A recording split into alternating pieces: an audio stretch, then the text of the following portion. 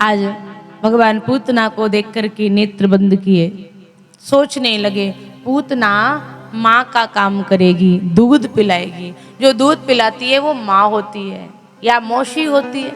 ये माया मौसी का काम करने आई है और मुझे मारने भी आई है। इसलिए भगवान नेत्र बंद करके सोचते हैं इसको कौन सी गति दूं।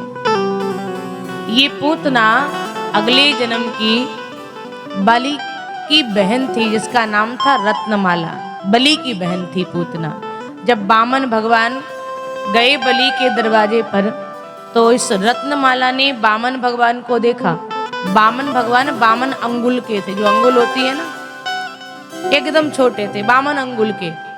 तो रत्नमाला भगवान की सुंदरता को देख करके मोहित हो गई। अरे वाह, इतना सुंदर!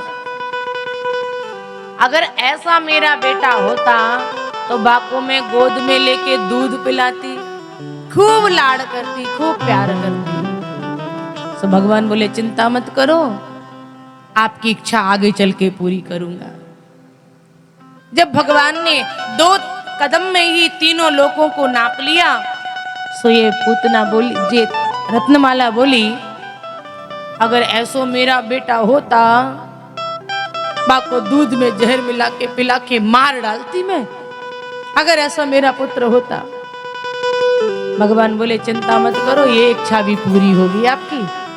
तो वही रत्नमाला पूतना बन करके आई और भगवान को दूध पिलाती है। भगवान सोच रहे हैं कौन सी गति दूं इसको,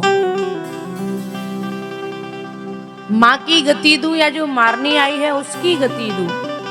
पूतना भगवान को दूध पिलाती है, भगवान दूध पीने लगे। पूतना ने सोचा 1 घूंट पिएगो, 2 घूंट पिएगो, 3 घूंट पिएगो, मर जाएगो।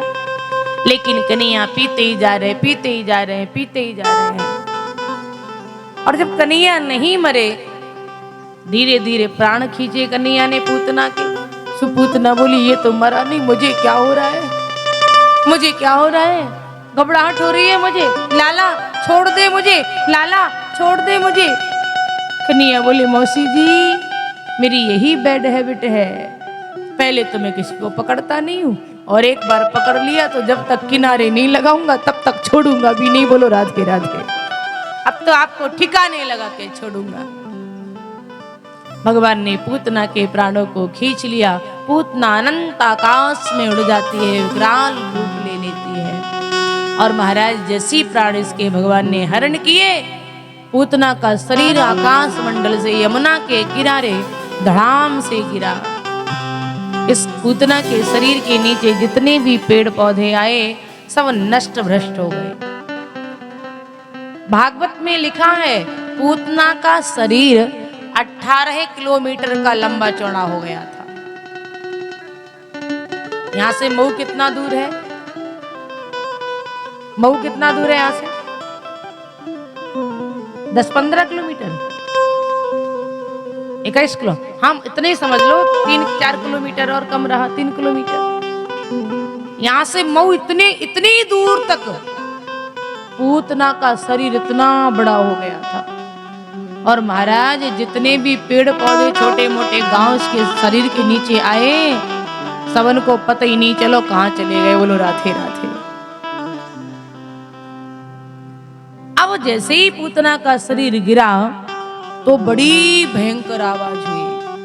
सारे ब्रजवासी दौड़े, यमुना के किनारे गए तो क्या देखा, यमुना के किनारे पूतना का शरीर पड़ा है और उसके वक्षस्थल पर कन्हैया बैठे बैठे दूध पी रहे हैं। सो मैया दौड़ के गई, कन्हैया को उठाया और जैसे ही कन्हैया को आंगन में लाई सो गैया की पूंछ से कन्हैया को झाड़ने लगी। गैया की पूंछ से, हे गोविंद मेरे लाला की रक्षा करना, हे बिहारी मेरे लाला की रक्षा करना, हे ठाकुर जी हमारे लाला की रक्षा करना। अब कन्हैया गोदी में लेटे लेटे मुस्कुरा रहे, बाहरी मैया मुझे ही झाड़ रही हो और मेरे ही नाम से झाड़ रही हो और को भगवान ही नहीं मिले तुम्हें झाड़वे के लाने। हे गोविंद रक्षा करना, गोपाल मैं ही हूँ, गोविंद मैं ही गोपाल हूँ, मेरे नाम से मुझे ही झाड़ रही है मैया। अरे इतने बड़े बड़े संत बाबा, घटोरिया बाबा, कारसदेव बाबा, इतने बाबा हैं, किसी के नाम से झाड़ देती।